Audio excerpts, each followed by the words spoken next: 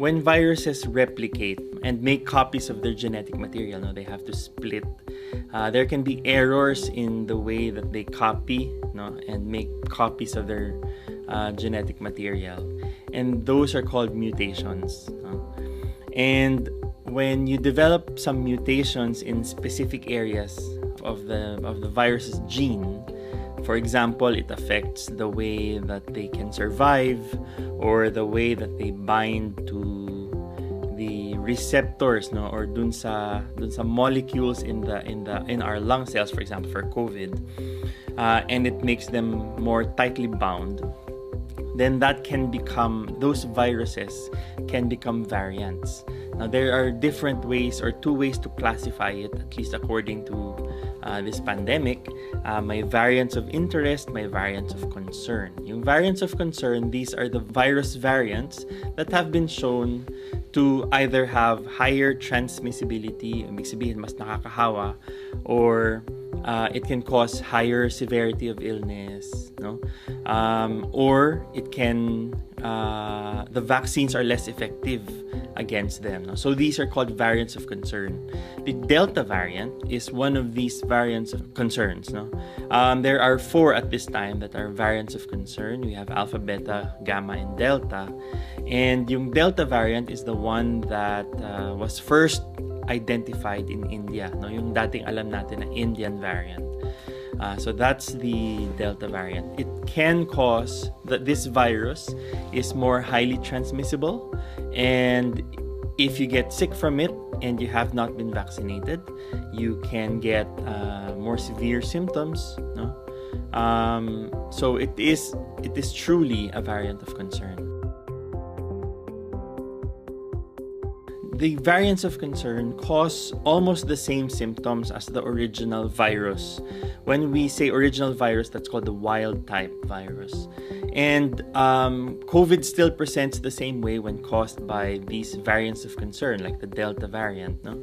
So it's still fever, cough, shortness of breath, no?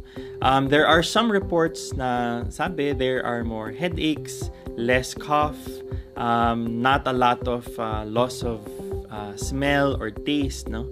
Pero in general, they will present the same way. Siguro may minor variations lang. From data that's coming out of the United Kingdom, it seems to show that if you are fully vaccinated, meaning 2 doses, then you are more likely to get a mild infection and you are less likely to die from an infection with COVID-19. But if you haven't been vaccinated, you are much more likely to catch it, no? Because it is more transmissible, at 60% more transmissible than the Alpha variant, no? And definitely more transmissible than the wild type. And if you do get sick from it, it can cause severe disease as well, no? So in that way, it is more serious and it is more concerning. The Delta variant can infect those who are fully vaccinated. Even from the beginning of the vaccination drive, we didn't really, everyone was saying none of the vaccines are 100% effective.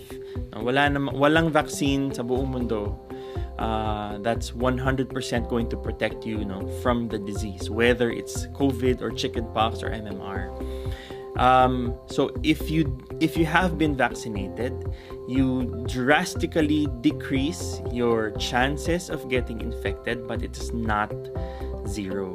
However, if you have been vaccinated and you do get the infection, a lot of data coming out from many countries are saying na you're less likely to get hospitalized and you're much, much less likely to die from COVID-19. If you do get sick from COVID and you have been fully vaccinated, the number of viruses in your system seems to be lower, so you can get milder symptoms. No, that's both good and bad. Good in the sense na you're not going to be very symptomatic. You're probably not going to be hospitalized. It's bad because you will tend to ignore the symptoms if they're very mild. So you might not go see your doctor, or you might not get tested. No? So we do need to make sure that if we present with some respiratory tract symptoms, we still either do teleconsultation or see our doctor, or proceed to the nearest emergency room if your symptoms are severe enough. Para we can test you for COVID-19 so that we can catch as much of the disease as possible and control the outbreak immediately.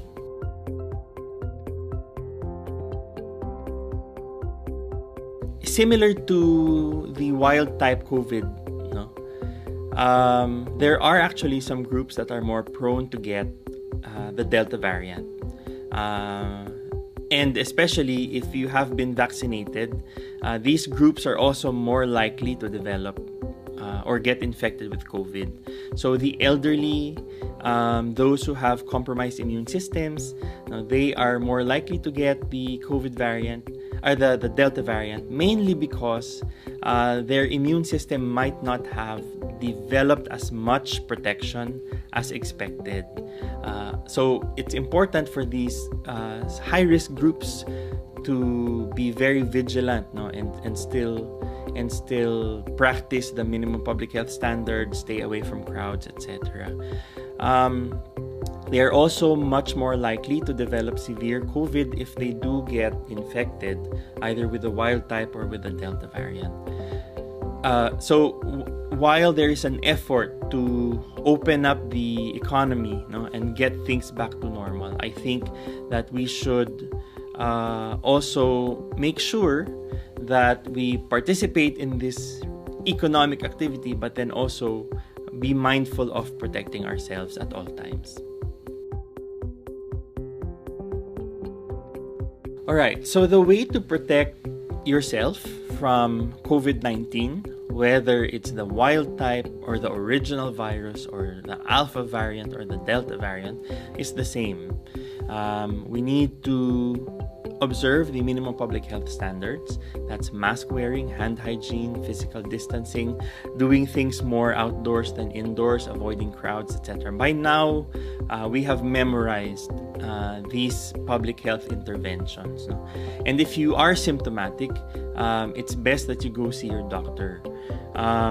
There are many portals now to see the doctors. It doesn't have to be face-to-face. You can do teleconsultation. But it's important that if you have symptoms, you see a doctor so that we can determine if you need to get tested, even if you have been vaccinated.